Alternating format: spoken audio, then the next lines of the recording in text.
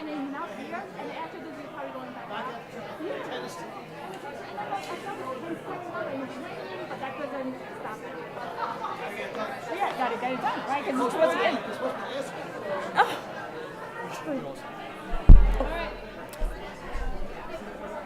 Oh. Good evening, everyone. Can we please all take a seat? Okay, so as you know, this is a special Board of Education meeting, and I would like to call the meeting to order at 7:35. So for the board members, can I have a motion, please? Mr. Greco, seconded by Ms. Levitan. All in favor? Opposed? Any abstentions? Great, all right, so can everyone please stand for the pledge?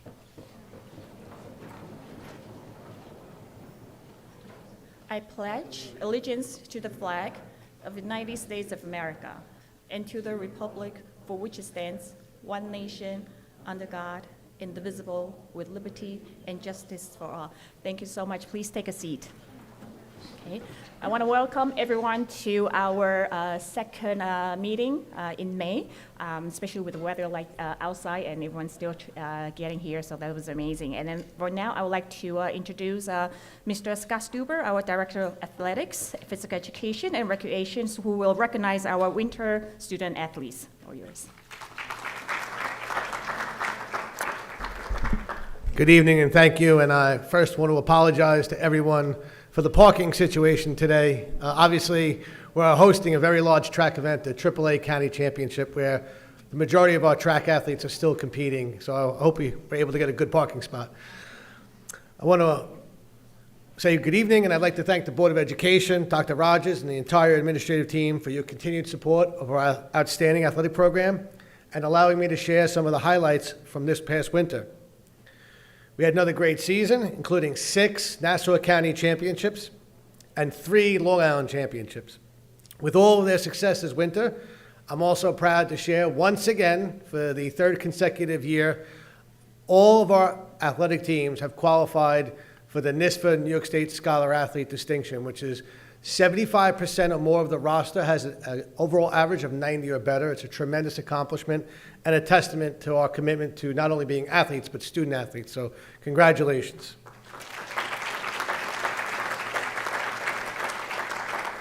We have a lot of young men and women who are here to be recognized, and I'm going to start off with introducing a member of our boys bowling team, Mr. Jaden Ng.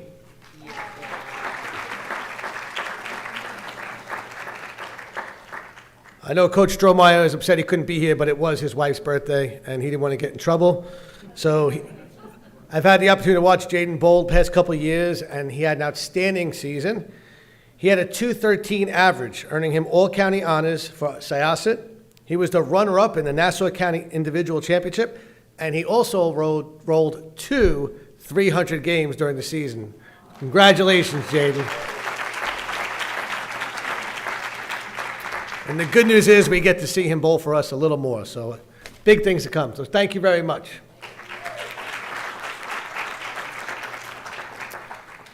Next up, we're going to recognize our girls' Nassau County and Long Island Championship basketball team. We have one member here tonight who I would like to recognize, so I'm going to introduce Miss Layla Abraham.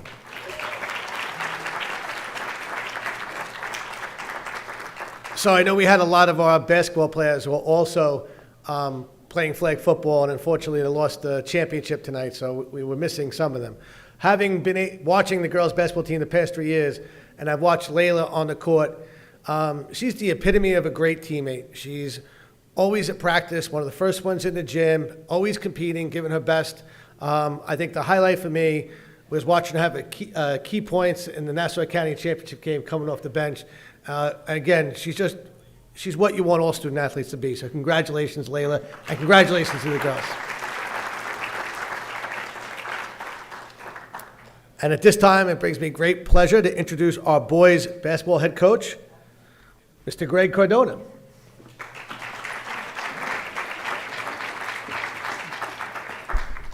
Good evening. So I just want to congratulate Thomas Martelli for being named All-County this season. I've been coaching for 16 years, and Thomas is a kid that doesn't come around very often. A kid who has extremely high character. He works hard at practice every day, takes it serious every day, extremely coachable, and also a very good basketball player. This year he averaged 17 points per game. First game of the season, he scored 31 points, and I just want to honor Thomas Martelli as an all-county player.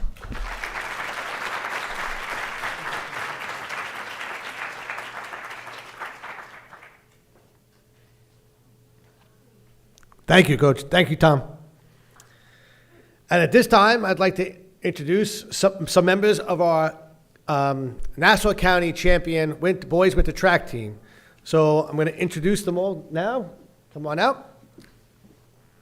First, we have our all-county in 55-meter sprinter. He's also a member of our baseball team, but in the winter, he's quite the track athlete, Mr. Ethan Ramirez.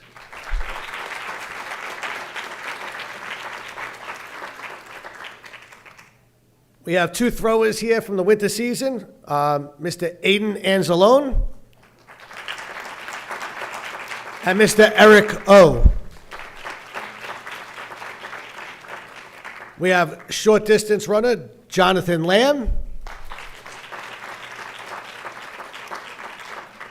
Mid distance runner, Lemuel Sanchez. And all-county sprinter, Joel Park. And I know we have many members of our boys' winter championship team as well as our girls' team. And again, they're outside still competing in the championship. So I would like to also extend congratulations to all of them on a great season. So congratulations. Good job.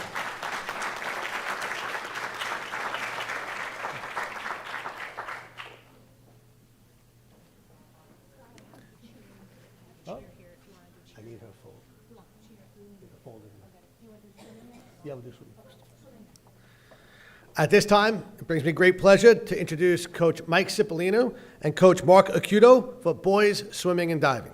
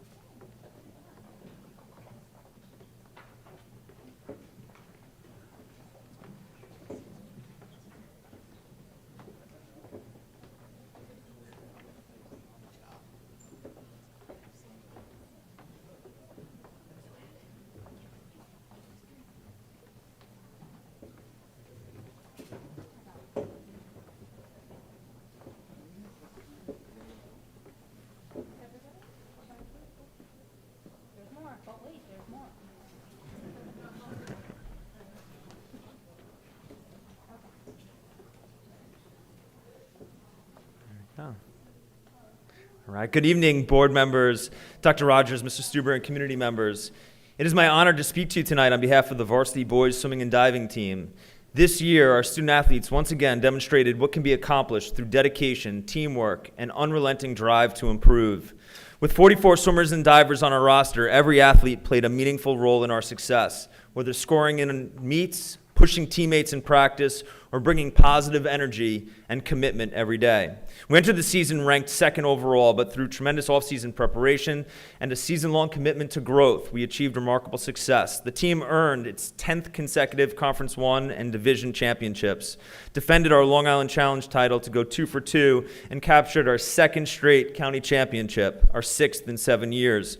We also tied the Nassau County record for consecutive dual meet wins at 88, a milestone we aim to surpass next season. But beyond these achievements, what sets this team apart is their passion for the sport and their refusal to rest on past achievements. They push themselves and each other to be better every day, in and out of the pool. I'm incredibly proud of these gentlemen, and it has been a true joy and incredible honor coaching them. Right now, I'd like to recognize our all-county and beyond athletes. First, our all-county athletes, Preston Chan.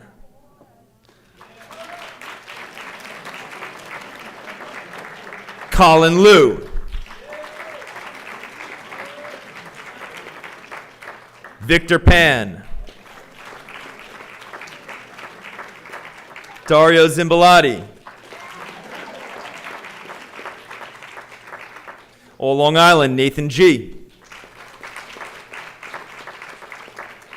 All County, All State, Jesse Namkoon. And All County, All Long Island, and All State, Lucas Avni.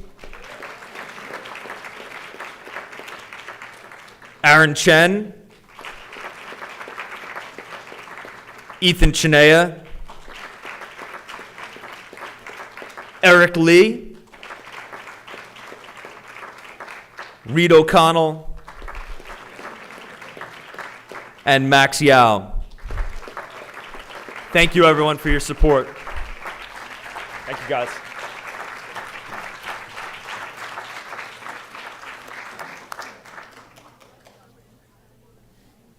Congratulations, guys.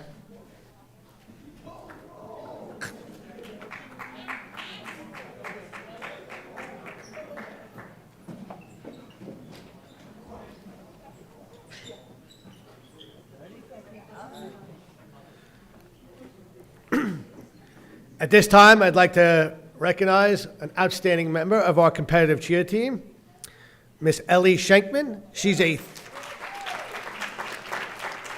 three-year varsity cheerleader, two-year scholar athlete, captain two-time, and earned all county honors this year. I know Coach Iovine Lynch is going to miss you very much. Congratulations on another outstanding season.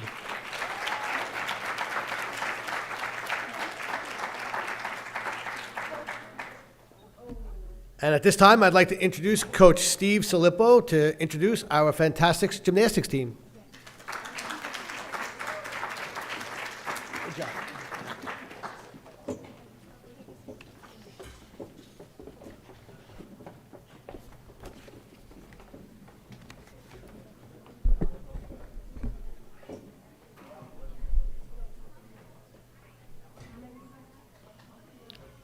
Hello, I just want to thank you, everyone, for all the support that the school district gives the gymnastics team, and especially the parents and the Board of Ed. Thank you very much, because without you guys, we wouldn't have a team. This team's been around for only 8 years now. I mean, it's been 8 years I've been coaching them, and this team especially is a very special to me, because I've been coaching these girls during the varsity season and some of these girls outside of the season for the whole year to keep them in shape. We've won the championship for 6 times in the 8 years, so that's a really big deal. And you know, it's hard for some team to keep that going when most of the kids graduate over the years. But these girls have been working hard, especially the seniors. I'm very proud of them, and they're keeping up the good work. You think this is easy, but these girls work hard all year long to keep in shape and to get going in the teams. And every year we're restarting, trying to beat all the teams that are out there. So you never know when the season starts, but at the end they pull it together and they got the championship. So congratulations to them. I'd like to start with Victoria Kelsman and Julia Kelsman. They're in 8th grade and they're the first year on the team. So congratulations to those girls. Liv Moskovitz is in 9th grade. She's the first year on the team as well.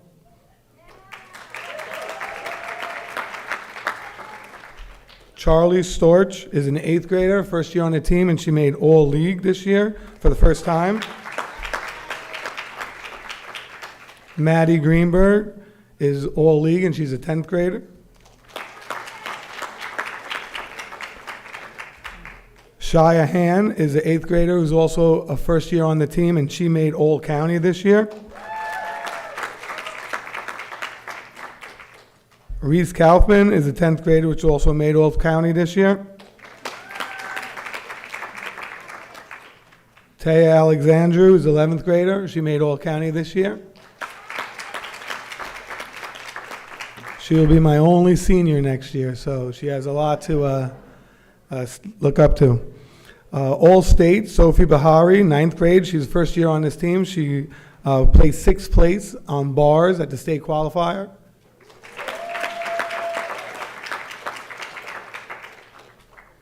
Leah Chin is my senior.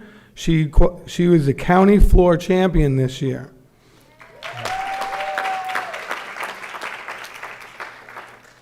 Alana Slade came in a close second on floor after Leah. And she also got the sportsmanship award at the state championship. Vanessa Frullo is my third senior. She is the county bar champion. She placed second place at all around. She placed third place on beam on states, 6th place on bars in states. She is all Long Island and was awarded the Nassau County Gymnast of the Year. And lastly, we just went to, Vanessa and I went to nationals 2 weeks ago, and the team came in second place in the nation. So congratulations to all these girls. I can't wait till the next season for our 7th championship. Thank you very much. Thank you again. Congratulations.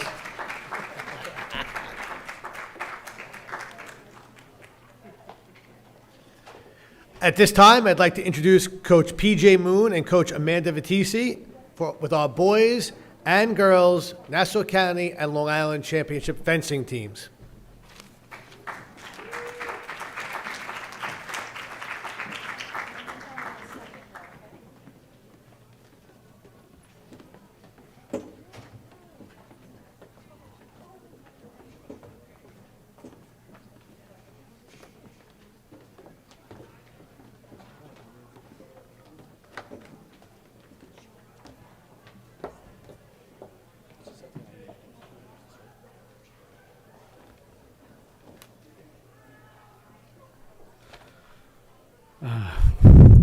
Good evening, everyone.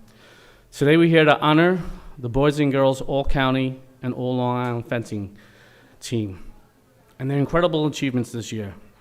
First, I would like to start with the boys team. So when you hear your name, please raise your certificate. Gavin Berkowitz, Tyson Eng, Justin Guo, Oscar Jiang, Brandon Lim, Sajin Shah, Sohan Shah, Jaesuk Singh, Johnny Wu, Jason Zhang, and Lucas Zhang. Congratulations, boys. Now I would like to recognize the girls fencing team. When you hear your name, please raise your certificate. Erin Choi, Miki Fu, Maya Funatomi, Monique Jin, Elise Young, Alexa Lim, Chloe Lin, Isha Nayak, Rhea Sud, Autumn Treyu, Sophie Wang, Amanda Wang, Rita Yang, and Winona Zhang. Congratulations, girls. Just so you know, the girls came in as the 4th seed, and they really made a Cinderella story, and it was inspiring to be part of it, coming from 4th and then winning it all, which has only been done by one other team who actually beat us by 1 point last year. So now I just would like to also recognize our individual All-County recipients. When you hear your name, please raise your certificate. Elise Young, Isha Nayak, Sophie Wang, Brandon Lim, Sohan Shah, and Justin Guo. Congratulations. Just 2 more. I would like to recognize the All Long Island recipients. When you hear your name, please raise your certificate. Sajin Shah, Sohan Shah, Justin Guo, and Winona Zhang. Congratulations. And finally, I want to just recognize the Nassau County champions who took gold this year, and that was Isha Nayak and Justin Guo. And just to let everyone know, Justin Guo was named the All Long Island Fencer in Newsday, which is a nice experience and title to have. So congratulations. Congratulations to everyone. It's been a magical season, and I'm so glad to be part of it. Congratulations.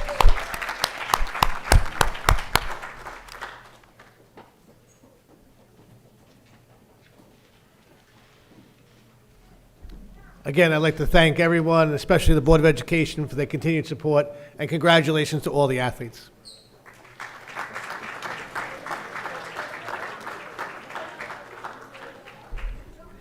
Congrats again. And we are going to move to the stage for our presentation. So if you want to take a graceful exit, now will be the time to do it, or you can stay for the presentation too.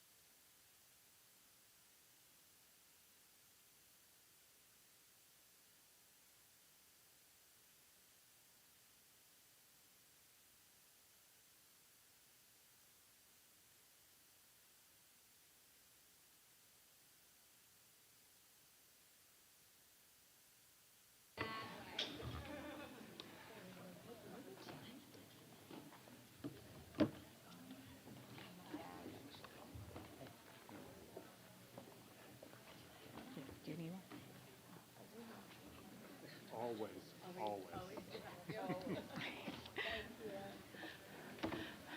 Okay, so we are going to begin our meeting with a presentation, and that's going to be Dr. Wojcik, who's going to present on the SIO Inspire. And Dr. Rogers, would you like to say a few words? So I'll just set this presentation up in two ways.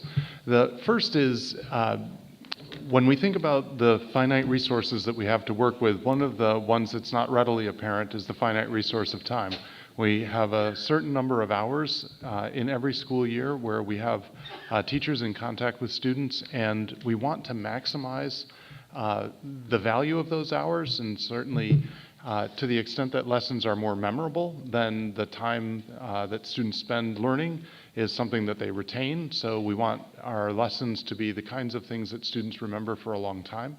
And to the extent that our lessons can serve more than one purpose, they can educate students in more than one domain, those lessons are, and that time dedicated to those lessons essentially does double duty. It's a way of multiplying the amount of time that we have with students. So one of our strategies over the years has been to do more interdisciplinary and transdisciplinary kinds of learning activities with students. Students find them fun and engaging. No one tells the students that they're transdisciplinary lessons, but what the students realize is that they seem real world, real life, much more memorable. That has proven to be a good foundation for the work that we anticipate ahead. And so we're building a little bit on a conversation that the board had one or two meetings ago where we talked a little bit about the new graduation requirements that the state is working towards, the board's interest in having a portrait of a graduate of its own, and our acknowledgement that the state is still in the process of developing their portrait of a graduate. So what we'll talk about tonight is just set up a quick reminder about where the state stands with their portrait of a graduate work, and then illustrate how this cross-cutting transdisciplinary work that we've been doing here in Syosset is going to set us up from very early grades to be ready for the kinds of shifts that are coming and the kinds of skills that we want our graduates to have that the board has been talking about over the course of this last year. So just to start us out with a reminder of where the state's at and the point on the horizon that we're aiming towards, I'll ask Mr. Steinberg to just walk us through that, and then we'll turn it over to Dr. Wojcik, who will talk about how we're preparing our students, even at the earliest ages, to really aim towards that point on the horizon.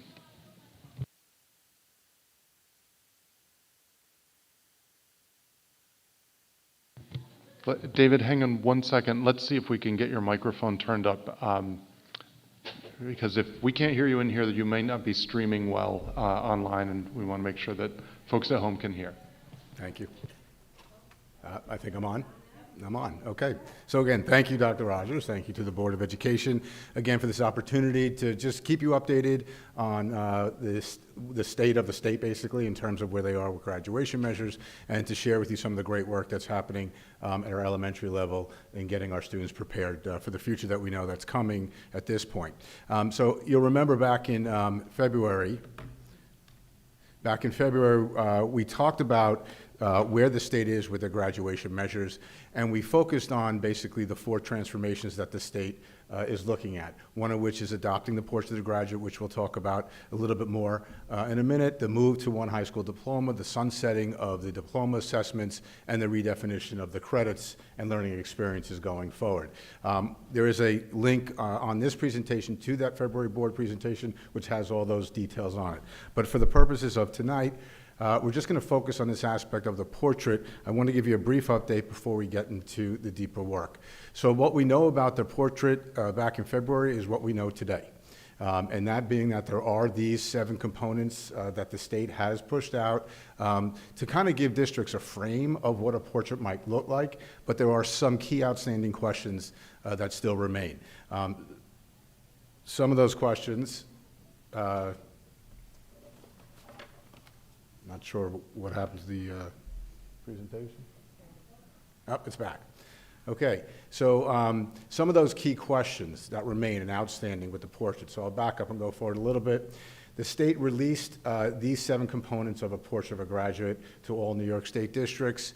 Since that time, we have not received any additional information in terms of definitions of the portrait. That's an outstanding question of what these components mean or what the state means by these components.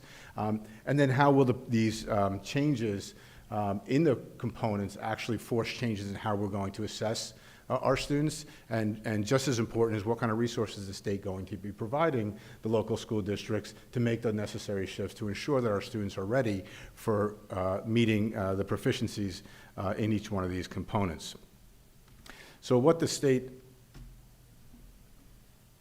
has done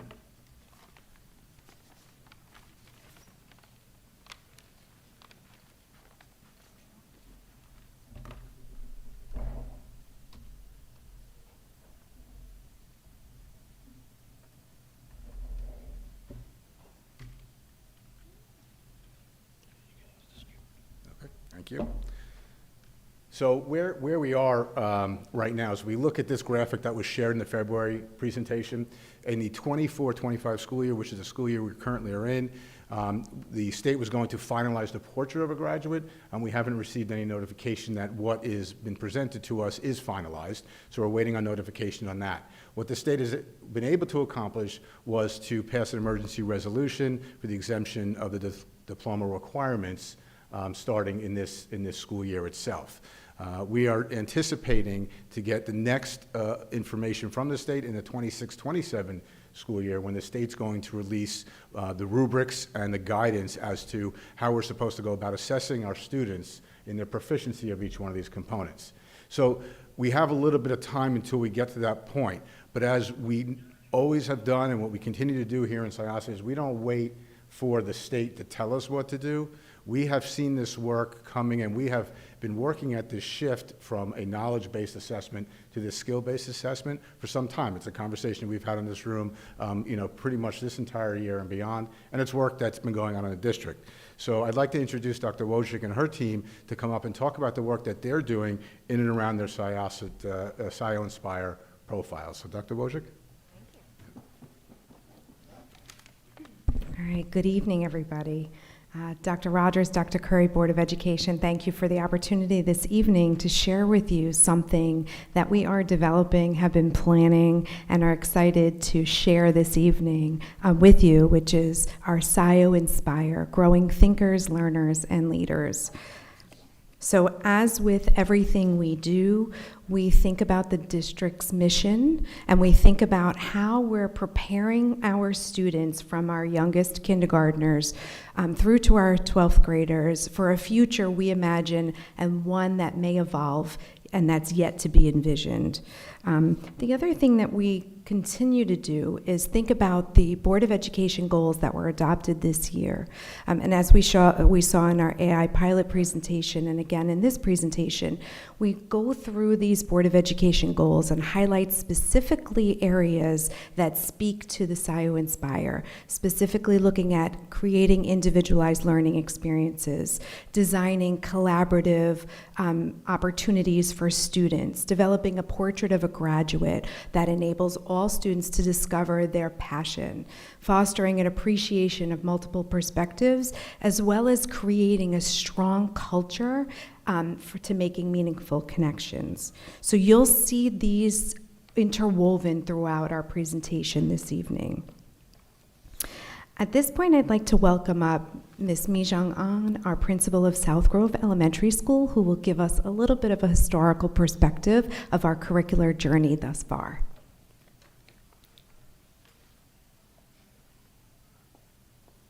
Thank you for giving us an opportunity to share with you the work that we have done so far. So I want to take you all in my time machine and take you back to the year 2017. That's the last time Mr. Snyder and I stood together, he's sitting now, but we're standing together, at this podium for a board presentation. And what you're seeing here is a screenshot from the presentation that was given that evening. We used a tool called Prezi, which was all the rage back then, and it beautifully and dramatically zoomed in and out of the big picture overview into the smaller elements, giving you just a touch of motion sickness. So, we used the metaphor of building blocks to frame our curricular work. The goal then was to align the scope and sequence across the disciplines, ELA, math, science, social studies, and step back to see the full picture. We asked, how can we connect these content areas in meaningful ways? That question gave rise to our cross-cutting projects, rich, interdisciplinary experiences that wove learning across disciplines and brought content to life for students. Some of you may remember our earliest cross-cutting projects.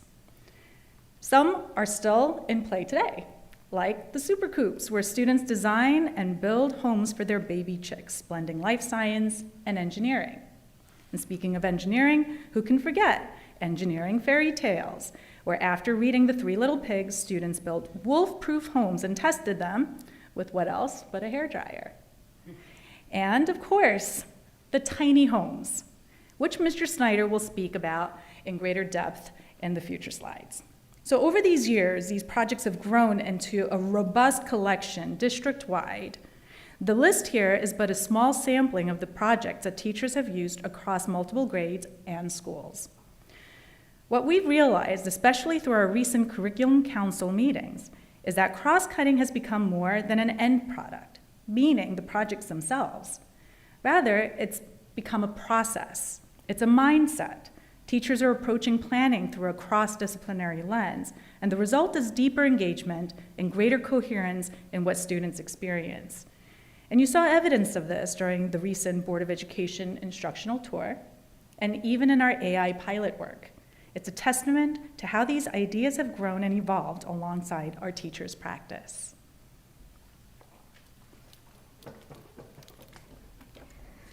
So when we look at this continuum of instructional approaches, we see that we fall into several different categories. We talk about disciplinary learning. This is your more traditional approach to learning where subjects are taught in isolation.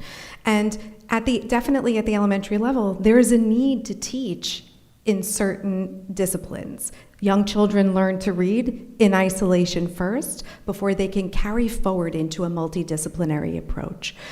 As we move along the continuum, we can see how we weave together different disciplines where skills are taught separately but then are weaved together through a common theme. We also see this through interdisciplinary learning as we deepen and find knowledge in those skills. And we see that our cross-cutting learning that has taken place thus far lives in the multidisciplinary and interdisciplinary buckets.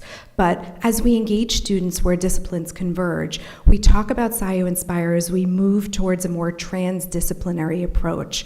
And what that looks like and what those changes include are ways in which we use guiding inquiry where students undertake real-world problems. They take those problems and they find solutions. They apply them with the knowledge and skills that they're taught to make meaning out of the world in front of them and develop civic engagement. So, what is SciO-Inspire?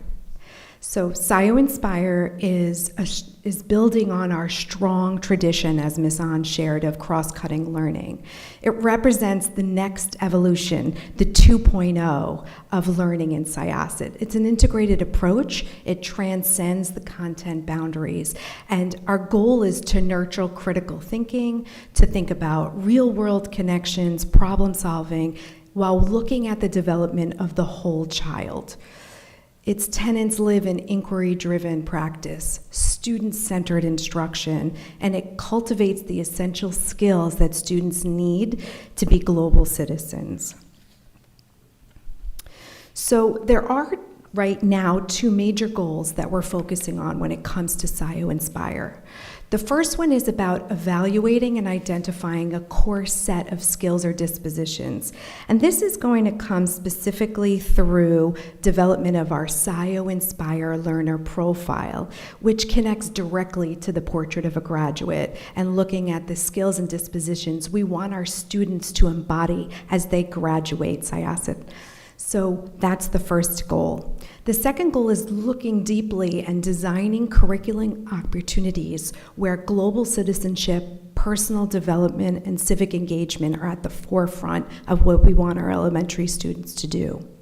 This is going to take place as we identify specific opportunities and then enhance it, as we saw on that infographic, from interdisciplinary to transdisciplinary while weaving through our learner profile. Overall, we want to ensure that every elementary student develops the goals and essential skills in order to create a future-focused framework for students. So at this point, I'm going to welcome up Mr. Chad Snyder, our principal of Walt Whitman Elementary School. Good evening, ladies and gentlemen. I just want to point out in 2017, I had, as Dr. Rogers can attest, I had a full head of hair, and now I just, back in the time machine here, I guess. So in our research and planning phase, as we were beginning to look at this SciO-Inspire idea and come up with a pathway for transdisciplinary learning, we looked at the learning environment in three buckets, as Dr. Rogers would say. We looked at the social-emotional dispositions of students, inquiry-based learning, and then problem-solving skills, and how we could kind of wrap all of these together in one woven basket. So we begin a little bit with our New York State social-emotional learning competencies. These are super important for us to concentrate on because it has everything to do with a child understanding who they are as a person and what they can contribute to a group project or collaboration. So it really focuses on things like self-awareness, empathy, and responsible decision-making. We moved forward to a thinking model where we wanted the students to remain in an inquiry-based approach. And so we studied the social studies practices from the New York State framework. And this really provides contextual knowledge and inquiry practices for students to help them deepen their learning. And then to put it together fully in a package where students could apply all of this information, we studied the work of Dr. Tony Wagner, who's the founder and co-director of the Change Leadership Group at the Harvard Graduate School of Education. And his work was really focused on fostering leaders in the 21st century. And his work focuses on things like critical thinking, communication, collaboration, and adaptability, all things that are necessary, not just in a school environment, but in any kind of think tank, across disciplines. So together, when you look at these three frameworks, they're really preparing students not only to excel academically, but also think through inquiry, become responsible, compassionate leaders. That's what we want out of Syosset, who are equipped to navigate and contribute to our global society. So this evening, we're going to talk a little bit about weaving these elements together to create this pathway for transdisciplinary learning. And I get the fortunate position here tonight to kind of talk about some of the work that's put together by our amazing teachers who, on this idea of cross-cutting, have really developed a way of thinking from which they will funnel, and they have been funneling all of our curriculum through. So I'm going to settle in on the tiny houses, which is a project that is done throughout the district. And so I want you to imagine students being posed with a challenge to create a tiny house. Not an actual physical tiny house, but one that they're going to build out of paper and cardboard and such. And so what you get out of this is a group of students that are collaborating and deciding where they're going to kind of fall in terms of their jobs. So you get interior designers that get together, right? And these are kids that are putting together like the fluffiest pillows, the most incredible drapes that you've ever seen, getting ready to kind of decorate the interior of their buildings. And we have carpenters. They're not wielding hammers yet, but they do have a good grip on their pencil, and they know exactly what to do with drawing out their buildings and designing their buildings. And we have exterior designers, and these are students that probably could make the best Pinterest board you've ever seen based on their exterior designs. And then we have students that are thinking about it in terms of real estate. And these are students that, by the end of this project can really sell ice to an Eskimo on a hot sunny day. So it's like a supercharged, energy exposed, project that these kids really get into that really, probably rivals an HGTV series that you might see on TV. So Ms. An named and, pointed out a few of the projects that we've done over the years. And all of these projects focus on one thing. It's creativity. And it's all centered on collaboration and critical thinking skills. But this project isn't just a math project. It's not just a science project. It's a civics project. It's a writing project. It's a reading project. It's a project for students to be able to research. And it's, of course, the good old-fashioned creativity is accompanying this along the way. Students get to research sustainability in terms of what it takes to keep a home built, renewable technologies, renewable energies. They measure and budget for their interior designs. They think about their products in terms of mathematicians and accountants. They act like future city planners and how they're going to put their buildings on a piece of property that's provided. They're also crafting ads to promote, their little masterpieces, and thinking about ways to sell the tiny homes. So they're marketers as well. So if this sounds like a lot to you, it's because it is. But our kids are more than capable of doing this kind of work. And this is engaging work, and this is real-world work for them. I'm supposed to be clicking as I go here, and I'm doing a poor job of it. So if you look at this particular slide here in social emotional learning, I'm just going to run this project through these three buckets that we talked about. And so if you think about the social emotional learning benchmarks, we have students that are practicing self-awareness by figuring out what roles might suit them best. Are they better as a creative designer, or are they a budget-savvy economist? They learn self-management skills by keeping the project on track and by helping keeping their peers and their collaborators on track. Social awareness and relationship skills, they have to learn to work together. And one of the skills that we try to focus on is perspective taking, which is huge for children, as it is challenging for us as adults.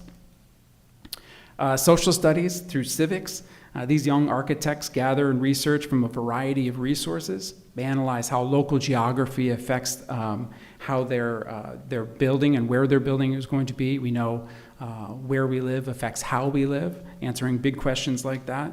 They decide on design features, keeping regional climate and community needs in mind.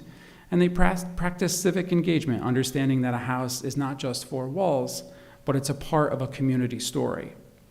And then when we talk about the application skills of this through the work that we studied with Tony Wagner, we look at critical thinking, questioning everything from, is my building structurally sound? Will this roof hold up underwater? That type of thing. Students are constantly collaborating, as I said, and we know teamwork makes the dream work, right? Creativity, designing tiny spaces that are both tiny but also functional. And then most important is resilience. Students learn that setbacks aren't stop signs, they're just speed bumps. And so we take a project like this. This is a cross-cutting project. All of the projects that we discussed are cross-cutting projects.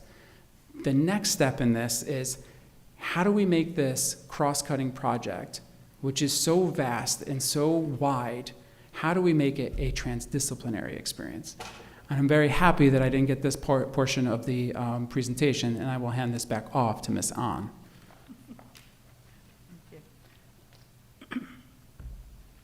There's a reason why we haven't been asked back since 2017. So using the road metaphor Mr. Snyder just referenced with speed bumps and stop signs, I'm going to continue on for our punny superintendent, Dr. Rogers. Projects like tiny homes give us a natural on-ramp to guiding inquiry, questions that help students explore themselves and their roles and responsibilities in an expanding world. We've started to organize our foundational framework around our 4 core questions. Who am I? Who am I in my school community? The school community is generally the first community that students encounter outside of their family unit. Who am I in my broader community? And this is where our local partners and organizations play a critical role. Finally, who am I in the world? These questions are intentionally progressive and transcend any discipline. They begin with self-awareness and expand outward, helping students make connections between their own experiences and the broader world around them. And while each question may seem simple on its own, they unlock rich opportunities for exploration across both the social and natural sciences. Take tiny homes. Students apply math concepts like geometry and ratio, but as Mr. Snyder mentioned, they also explore environmental sustainability, persuasive writing, architecture, and even empathy. And perhaps most importantly, these questions center around the why behind what we teach. When students ask, when am I ever going to use this? We can say, you already are. Whether it's solving problems, designing for others, or understanding their place in the world, they don't have to be grown-ups to apply what they've learned and make an impact.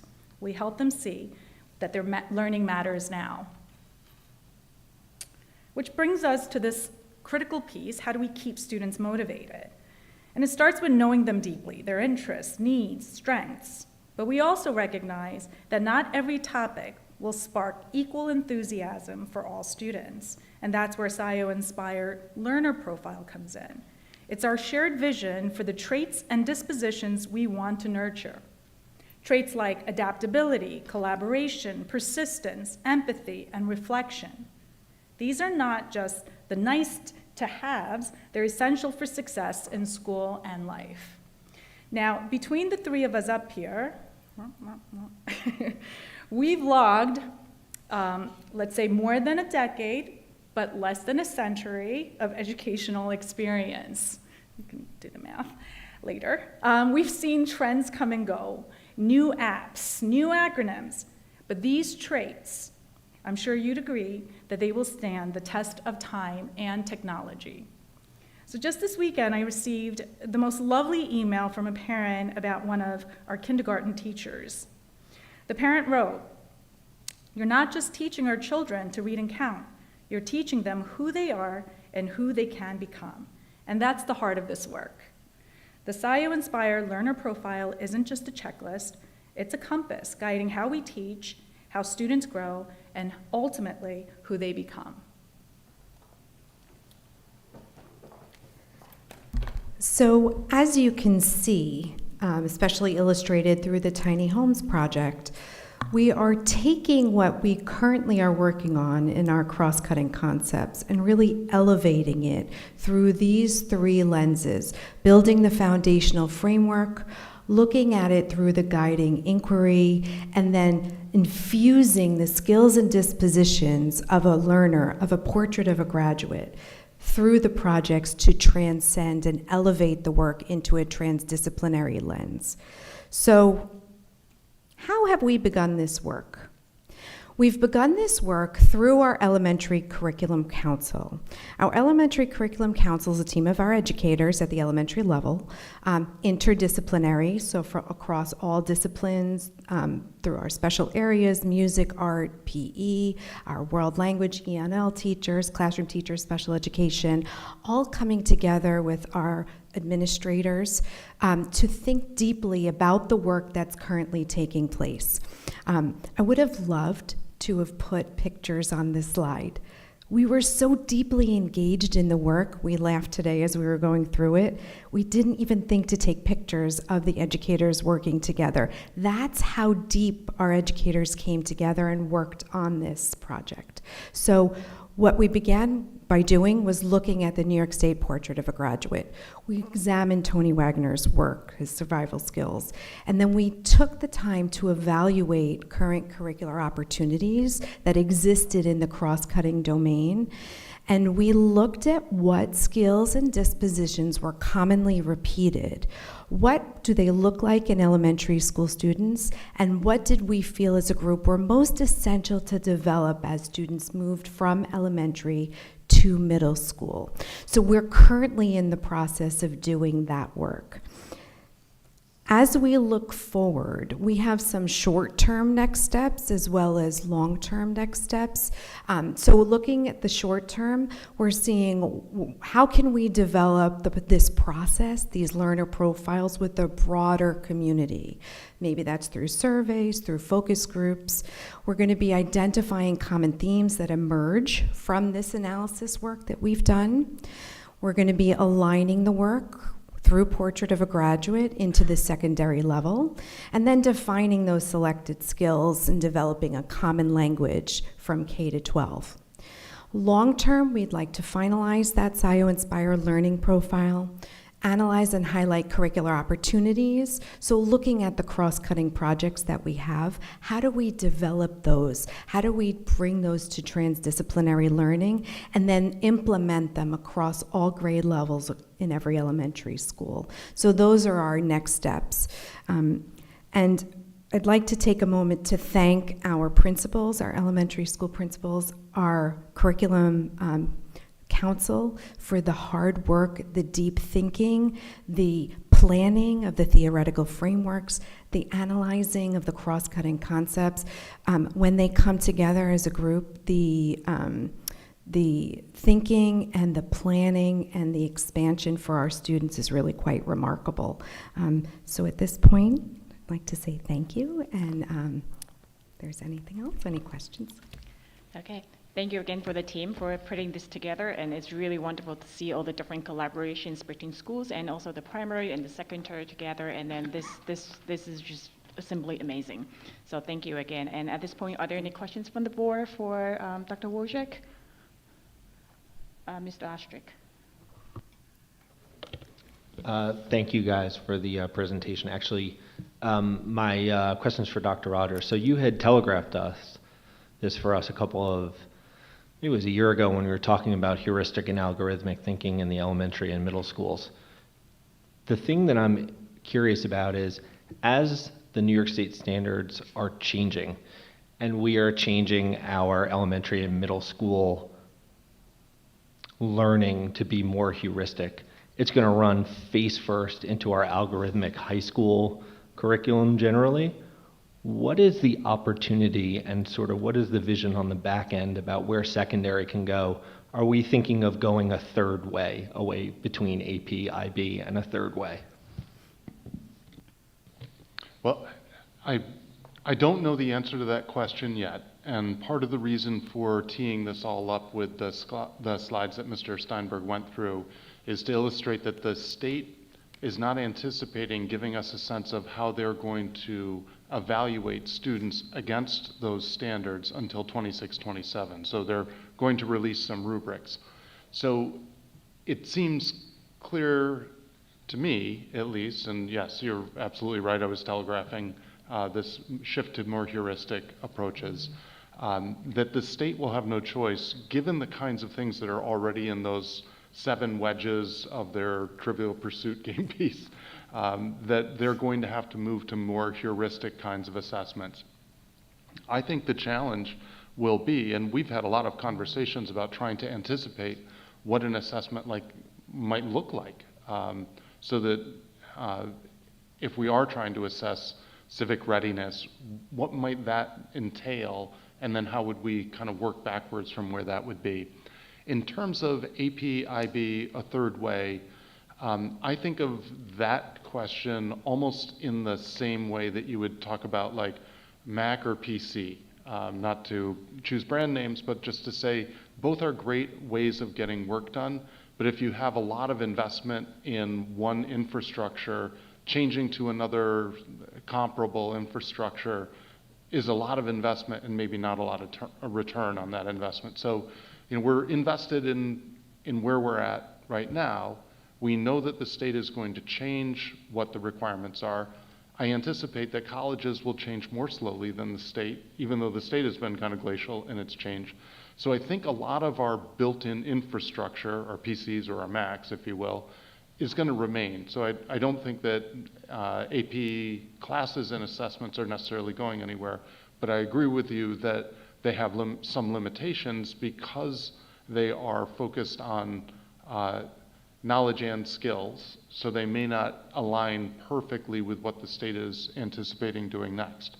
But one thing that we've been doing is listening intently to the conversation that the board has been having over these last couple of years, really, and listening to the kinds of skills that you've described in your board goals, the kinds of skills you've discussed at meetings and in questioning of the presentations that we've brought. And we can see where those live and become amplified in the work that we're doing, both at the high school level and in anticipation of that work at the high school level, now at the elementary level where we have more freedom, more degrees of freedom, and a trajectory that's leading towards high school. This is clearly the place where we can do that work. And I also think we're probably going to learn a lot about assessment of those kinds of heuristic skills by starting with younger learners and then seeing how that might translate to the high school. So I wouldn't call this an experiment necessarily, but I do think that we're going to learn an awful lot from the work that we're doing here. Ms. Falco. First, I wanted to say that I'm always blown away by the projects that you guys do. I think that it's such a inspiring way to have the kids learn because they don't realize that they're actually learning. It's just, they're so fun, and I feel like they're probably so engaged and that they love it. And I'm always blown away by the things that you guys do. And I'm not sure if my question, if it's even possible, but I really do think that those projects and group things are so great and that they learn without knowing it. Is there any way that that translates to high school classes, or is it too hard to do the different ones because everyone has different schedules and it's impossible to get them to line up? But I was just curious if there's any thought or any, way for those kind of, learning experiences, because it just seems like such a much more fun way to learn than, the traditional way. Before Mr. Steinberg works his way through that question, I'll point out that there are places where that is already happening in high school, and I think of VE as a terrific example of that. These are real-world projects. They can exist in all kinds of domains. So we have kids that are inventing products to take plastics out of the ocean. So they're thinking about oceanography and ecology and plastic science and how many metric tons are they actually pulling out with what they want to do, as well as business and how to make this marketable and a product that you could actually sell. So where we get further away from the kinds of things Mr. Osterka was talking about, disciplinary kinds of classes that exist in a very disciplinary framework, we can find those opportunities, and VE just sort of lends itself to that. So I think one of the challenges that we've also talked about at length is trying to look for those opportunities in other aspects. So could you have a class on, let's say, patent law, which would be about the science of the thing that you might be patenting, and also the social studies discipline of understanding law and why we have restrictions and how that helps commerce. So we have sort of high-level ideas about how to do that work, but it is, again, to both of your points, much more difficult to do in those parts of the high school curriculum that are sort of locked in more rigid disciplinary frameworks. But Mr. Steinberg, maybe you could pick one more example to add to VE? Yeah, I'll build off the VE example by going back to the AI projects. And when we did the presentation on the Shark Tank project that happened, and we had the pleasure of going down to the elementary school where the high school students mentored those students in creating their own projects. And there's one project in particular that stood out for me was the students created a vacuum cleaner out of cardboard and motors and things, and it separated the dust from the pencils that they would pick up in the carpet.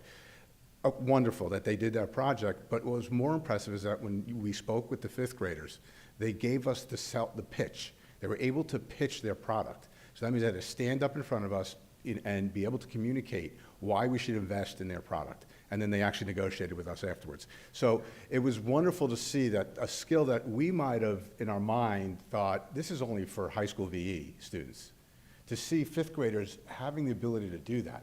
So that stretches our thinking to say, oh, wait a minute, so this is going to broaden sort of the opportunity. Now, when we look at sort of high school classes and say, where are those project-based and those inquiry-based opportunities, where do they exist? So a lot of the work that we do at the high school to find those is when we do sort of a review of the curriculum.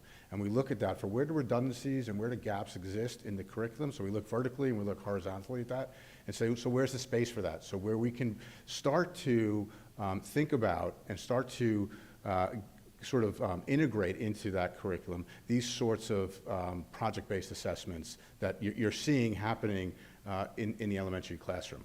Okay? So when you look at VE and you look at the arts and you look at music and you look at all of sort of the elective programming, that is sort of happening already there, as you know. So we're looking at what's happening in those areas and how do we draw from that to say, where does that happen inside, let's say, a math classroom, right? Because that might be the biggest stretch you might think of. In science, we have the labs, so it's inherently project-based, inquiry-based. It's already happening in those spaces. So when you look at a place like math, social studies right now, there's been curriculum work that's happening in and around the civic readiness. And so there's been a project now that's actually starting in 9th grade, continuing through 11th grade to help our students earn the seal of civic readiness, right? And where they're going and doing real-world projects. So we're beginning to see some of this movement now as we're getting towards some of these changes that are coming in the future. And there'll be more to come. Yep, no problem. Yeah, thank you. Okay, Ms. Emerson and then Dr. Park. Thank you again. You touched upon it a little bit, but I guess the question was, can this be applied not only in one classroom, but across grades and across schools in the same grade and younger and older? And I guess the other, comment, or as we're building new facilities and expanding our facilities, and this is where we're moving to, have we start to think about what kind of layout, furniture would be best suited to keep going with this? So if this is where the state is moving, this is where we are moving, I want to make sure that we have all the things in place to make it conducive to this type of learning so that we have the flexibility to keep going. So at the elementary level, we're fortunate that our classrooms do engage learners in many different ways with regard to classroom design and setup. I know that in recent years there's been a move with some 21st century furniture, but oftentimes classrooms at the elementary level are set up so that students are working in small group to begin with. So when we look at like the learner profile and we're looking at collaboration and communication, the design of the classroom is such that it enhances or or infuses that directly in. But it is an area that we will continue to keep focused on as we move into the facilities projects and continue to work through some of that.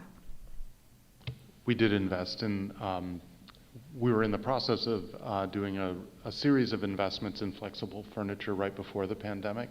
And then that stopped because during the pandemic, in the early going, we had plexiglass on desks, and the flexible furniture didn't really lend itself to that.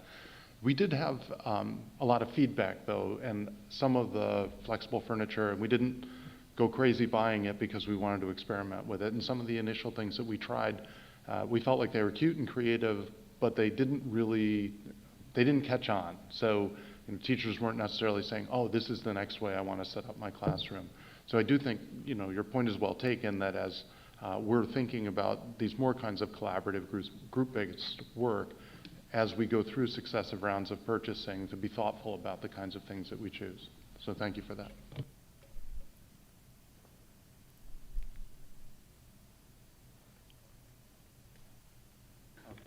Well, the answer to your first question, is this happening across multiple classrooms and across multiple grade levels? It is. So Super Coops started in one building, Whitman.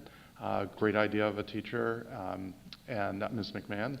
And it has kind of, because it's such a rich learning experience, it's caught on and gone across the district. So one of the things that we were doing, and the reason for the presentation in 2017, was we were talking to the board about the behind-the-scenes tool that we were using to work on these kinds of projects, and it was called the YAG, which stands for Year at a Glance. And what we did on the YAG was had each of the disciplinary areas and what units were being taught at which time in the year. So I'll make stuff up because certainly I don't have it memorized. But we might be doing the fairy tale unit in English in 4th grade, and we might be doing a unit on engineering of structures at the same time in social studies. Why do you build houses? Why are houses big or small or whatever? And in math, they might be doing something about forces, what direction forces work in. And from that, you get the engineering fairy tales unit that was being discussed. And it's successful in one building, a teacher pioneers it, and then others say, oh, this is great, I can do 3, 4 things with this, and I'll put my own spin on it and make it my own. And so we've seen that. There are some of these ideas that have really caught on because they are such rich learning experiences. Kids enjoy them, teachers enjoy them. We have Rube Goldberg machine projects that have kind of gone district-wide. So that was our first attempt, use the YAG to see how things line up, and then can you invent a project that goes across as many of those lines as possible and integrates as many of those disciplines as possible. And then what's happened is the good ones, they scale, and they've gone to, and they're diffusing. So what's happening with this project is to more formalize those projects so that it's not just that they're catching on in their own right, but that we're being thoughtful about designing those projects and then also looking at the dispositions of the SCIO Inspire Learner, essentially your 5th grade portrait of a graduate, and then saying, let's make sure that we have projects that get at every single one of these dispositions that we want kids to have. So now, I guess, the building on of this foundation is becoming really intentional about which projects we're choosing and why, and what they add to that learner profile. He kind of answered my question. My question was, as these projects are being created, does that check off all this list of social and emotional, social study practice? Everything is being checked off, and although it does encompass many of the items in here, I was just wondering, would there be a possibility a child going through certain projects just by chance not gain the knowledge of one of the items? Is that possible, or do you keep track of all, like this project will check off this, and the child will learn everything in this item? Yeah, I think that's the intentional design, is to make sure that we hit all of the pieces of the guiding inquiry. So as Ms. Ahn explained, who am I? And those questions that start out at the younger age and spiral upward as students get in through the years to 5th grade, who am I in my community, will interweave all of those SEL components, the civic readiness and the social studies, and then Tony Wagner's survival skills, and what ultimately we land on with the learner profile. All of that will be intentional and woven through each grade level, through each project that we design, to ensure that every student meets every opportunity to engage in those concepts. And Dr. Wojcik, could you just walk us all through how the state sets up standards for ELA or Sure. math, and then how those standards may sound the same, Right. but they spiral as kids get older, and even though you're learning about a character in a book, the expectations for what character means to a kindergartner versus a 5th grader are different. So just walk through how you're intentionally weaving the state standards into this work so that those aren't overlooked either. So as we look, and I'll take your ELA example of a character, as we look at how students engage with literacy standards and directly connecting it to our guided inquiry, students at a very young age in kindergarten learn who the character is. Who is the character in the story? They spend the time in that standard identifying, after they read a story, who the person is in the story. As they get older into 1st grade, not only do they learn who the character is, but what are some of the character traits that the character might have. How then, in the next grade level, do they interact with other characters? Why do they do what they do? So characterization is a standard that you would see in kindergarten, who am I as a character? In 1st grade, who am I and what are my traits? Who am I in 2nd grade? How do I make the decisions I make? What are the reasons behind what I do? And then upward into 3rd, 4th, and 5th, what's the decision making? What's the character challenges that they might face? How do they engage with other students? So that's one example of how the standard of characterization carries through kindergarten, 1st, 2nd, 3rd, 4th, and 5th. And that is found in all of the standards that students engage in. The guiding inquiry that we were talking about tonight comes from the social studies standards. Those are interwoven. Who am I? That's the most basic understanding of oneself. Who am I with my school community? And so on as I get older. How do I connect broader to that community, to my community at large? And then how can I make a difference? So the standards are intentional in weaving those principles through. Okay, are there any more questions? Okay, thank you again for the presentation. It was Thank very, you. very informative. Thank you so much. Thank you. Okay.